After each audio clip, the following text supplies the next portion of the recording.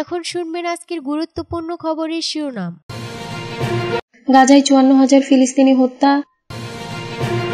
ইউক্রেনকে রাশিয়ার ভেতরে ক্ষেপণাস্ত্র হামলার অনুমতি দিল পশ্চিমা মিত্ররা। ট্রাম্পের গোল্ডেন ডোমের কঠোর সমালোচনায় উত্তর কোরিয়া। দেশজুড়ে আন্দোলনের ডাক ইমরান খানের। চীনে রাসায়নিক কারখানায় ভয়াবহ বিস্ফোরণ। কানাডা বিক্রয়ের জন্য নয় ভাষণে ট্রাম্পকে বার্তা দিবেন রাজা চার্লস। 5 সীমান্ত দিয়ে আরও 93 জনকে পুশিন করল বিএসএফ। গাজায় 54,000 ফিলিস্তিনি হত্যা। ইসরায়েলের বোমা কেড়ে নিয়েছে মা ও 6 ভাই বোনের প্রাণ। উত্তর গাজার 7 বছর বয়সী শিশু ওয়ার্দ শেখ খলিলের মুখে এখন একটাই কথা, আমি তো সবাইকে হারিয়েছি। ইসরায়েলের নৃশংসতায় এখন উপত্যকাটির ঘরে ঘরে প্রিয় মানুষকে হারানোর বেদনা। হামলা শুরুর পর থেকে গাজায় 54,000-এরও বেশি ফিলিস্তিনিকে হত্যা করেছে ইসরায়েলি বাহিনী। 2023 সালে 7 অক্টোবর থেকে গাজায় নৃশংস হামলা শুরু করে ইসরায়েলি বাহিনী। আগামীকাল বুধবার তার 600 দিন পূর্ণ হচ্ছে। 2 মাসের যুদ্ধবিরতি ছাড়া এই সময়টাতে প্রায় প্রতিদিনই উপত্যকাটিতে নৃশংস হামলা চালিয়েছে ইসরায়েলি বাহিনী। আজও নির্বিচার হামলা চালানো হয়েছে। এদিন গাজার স্বাস্থ্য মন্ত্রণালয় হিসেবে আগের 24 ঘন্টায় উপত্যকাটিতে অন্তত 79 জনকে হত্যা করা হয়েছে। আহত হয়েছেন 163 জন। এ নিয়ে 19 মাসের বেশি সময় ধরে চলা হামলায় গাজায় নিহত হয়েছেন 54,056 জন। জাতিসংঘের সাম্প্রতিক হিসাবে নিহত ব্যক্তিদের মধ্যে 16,500 জনের বেশি শিশু। নিহত ফিলিস্তিনিদের বড় আরেকটি অংশ নারী। একই সময়ে আহত হয়েছেন 1,23,000 মানুষ। তবে নিখোঁজের ব্যক্তিদের ধরলে নিহতের সংখ্যাটা 61,000-এর কাছাকাছি বলে জানিয়েছে গাজার জনসংযোগ কার্যালয়। ইউক্রেনকে রাশিয়ার ভেতরে ক্ষেপণাস্ত্র হামলার অনুমতি দিল পশ্চিমা মিত্ররা। ইউক্রেনে রাশিয়ার ব্যাপক ড্রোন ও ক্ষেপণাস্ত্র হামলার প্রতিক্রিয়ায় জার্মানি এবং অন্যান্য পশ্চিমা মিত্ররা ইউক্রেনকে তাদের সরবরাহকৃত দূরপাল্লার ক্ষেপণাস্ত্র রাশিয়ার ভেতরে ব্যবহারের অনুমতি দিয়েছে। এই সিদ্ধান্তের মাধ্যমে প্রথমবারের মতো ইউক্রেন রাশিয়ার ভেতরে দূরপাল্লার ক্ষেপণাস্ত্র দিয়ে আঘাত করার অনুমতি পেল। এই ঘোষণার মধ্য দিয়ে চ্যান্সেলর মের্জ তার পূর্বসূরি ওলাফ স্কোলচের সম্পূর্ণ বিপরীত অবস্থান গ্রহণ করলেন। স্কোলচ বরাবরই এই ধরনের ক্ষেপণাস্ত্র ব্যবহারে নিষেধাজ্ঞা বজায় রাখার পক্ষে ছিলেন। যদিও এখনো জার্মানি তাদের নিজস্ব শক্তিশালী টরাস ক্ষেপণাস্ত্র ইউক্রেনকে দেবে কিনা সে বিষয় নিশ্চিত করে কিছু বলেনি। যুক্তরাষ্ট্র এর আগে তাদের অবস্থান বদলে ইউক্রেনকে রাশিয়ার ভেতরে দূরপাল্লার ক্ষেপণাস্ত্র ব্যবহারের অনুমতি দিয়েছে। তবে এই সিদ্ধান্তের পর ব্যাপক বিতর্কের সৃষ্টি হয়েছিল। এই ঘোষণার পর মস্কো তীব্র প্রতিক্রিয়া দেখিয়েছে। রুশ প্রেসিডেন্ট ভ্লাদিমির পুতিন হুঁশিয়ারি দিয়ে বলেছেন, পশ্চিমা অস্ত্র দিয়ে রাশিয়ার অভ্যন্তরে হামলাকে ন্যাটোর পক্ষ থেকে যৌথ আক্রমণ হিসেবে বিবেচনা করা হবে এবং পরিস্থিতি চরমে পৌঁছালে পারমাণবিক অস্ত্র ব্যবহারের সম্ভাবনাও রয়েছে। ক্রেমলিনের মুখপাত্র দিমিত্রি পেসকভ এই সিদ্ধান্তকে অত্যন্ত বিপজ্জনক বলে আখ্যা দিয়ে বলেন, এটি রাশিয়া ও পশ্চিমা বিশ্বের মধ্যে চলমান কূটনৈতিক প্রচেষ্টার পরিপন্থী। ট্রাম্পের গোল্ডেন ডোমের কঠোর সমালোচনায় উত্তর কোরিয়া।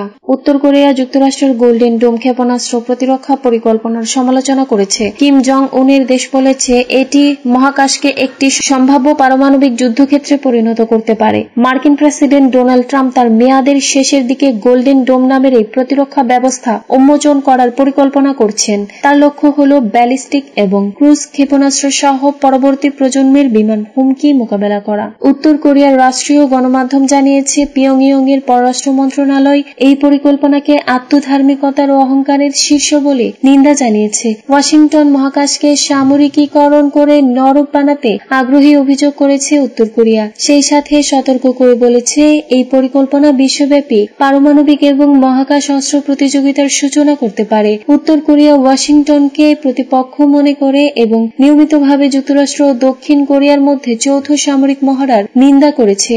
কোরিয়ার ইনস্টিটিউট ফর ন্যাশনাল ইউনিফিকেশনের একজন সিনিয়র বিশ্লেষক হংমিন সংবাদ সংস্থা এফপিকে বলেন, পিয়ংইয়ং সম্ভবত গোল্ডেন ডোমকে এমন একটি হুমকি হিসেবে দেখে যা তাদের পারমাণবিক অস্ত্রাগারকে উল্লেখযোগ্যভাবে দুর্বল করতে পারে। এই গবেষক বলেন, যদি আমেরিকা তার নতুন ক্ষেপণাস্ত্র প্রতিরক্ষা কর্মসূচি সম্পন্ন করে তাহলে উত্তর কোরিয়াকে এটি মোকাবেলা করার বা অনুপ্রবেশ করার জন্য বিকল্প উপায় তৈরি করতে বাধ্য করা হবে।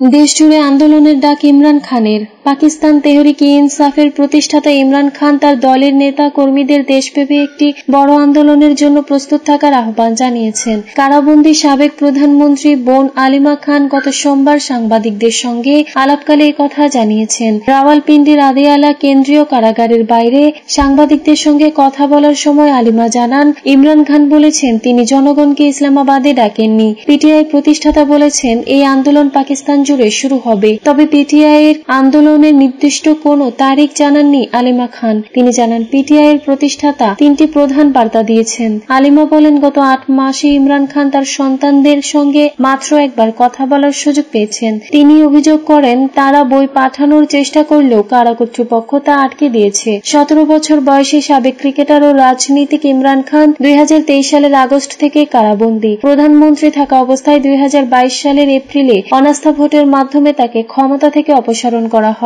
এরপর থেকে দুর্নীতি ও সন্ত্রাসবাদে জড়িত থাকার অভিযোগে তার বিরুদ্ধে শতাধিক মামলা হয়েছে। বেশ কিছু মামলায় সাজাও হয়েছে তার। ইমরান খানের শারীরিক অবস্থা সম্পর্কে এক প্রশ্নের উত্তরে আলিমা খান বলেন, ইমরান খানকে তার ব্যক্তিগত চিকিৎসক দিয়ে পরীক্ষা করার অনুমতি দেয়া হচ্ছে না।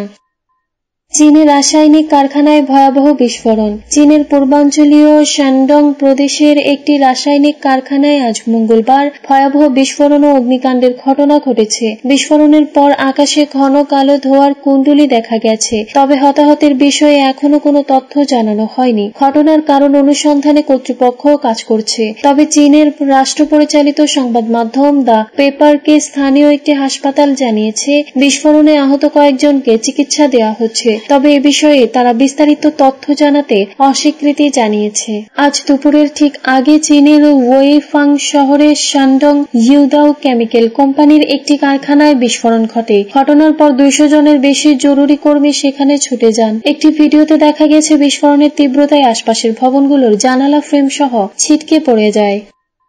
কানাডা বিক্রয়ের জন্য নয় ভাষণে ট্রাম্পকে বার্তা দিবেন রাজা চার্লস। কানাডার পার্লামেন্টের রাজা 3য় চার্লস একটি গুরুত্বপূর্ণ ভাষণ দেবেন, যেখানে মার্কিন প্রেসিডেন্ট ডোনাল্ড ট্রাম্পের সঙ্গে দেশটির বিরোধী ইস্যুতে কানাডার প্রতি সমর্থন জানানো হবে বলে ধারণা করা হচ্ছে। স্থানীয় সময় মঙ্গলবার কানাডার পার্লামেন্ট হাউস অব কমন্সে স্পিচ ফ্রেম দ্য থ্রোন পাঠ করবেন রাজা চার্লস। এর আগে রাজা ও রানী ক্যামিলা অটোয়ায় পৌঁছালে তাদের উষ্ণ অভ্যর্থনা জানানো হয়। এই রাজকীয় দম্পতির রাজত্ব শুরুর পর এটাই তাদের প্রথম কানাডা সফর। কানাডায় পৌঁছানোর পরপরই দেশটির রাষ্ট্রপ্রধান রাজা সম্প্রতি ট্রাম্প বিরোধী জনমতের জোয়ারে নির্বাচিত প্রধানমন্ত্রী মার্ক কার্নির সাথে একটি বৈঠক করেন। কার্নি এমন ঐতিহাসিক বন্ধনের প্রশংসা করেন যা আমাদের সাংবিধানিক রাজতন্ত্রের শক্তিসহ কানাডার স্বাধীন পরিচয় তৈরি করে। তিনি উল্লেখ করেন, সংকট কেবল শক্তিশালী করে। সম্প্রতি অনুষ্ঠিত সাধারণ নির্বাচনে জয়লাভের পর সংসদের উদ্বোধনী অনুষ্ঠানে কার্নি রাজাকে ভাষণ দেওয়ার জন্য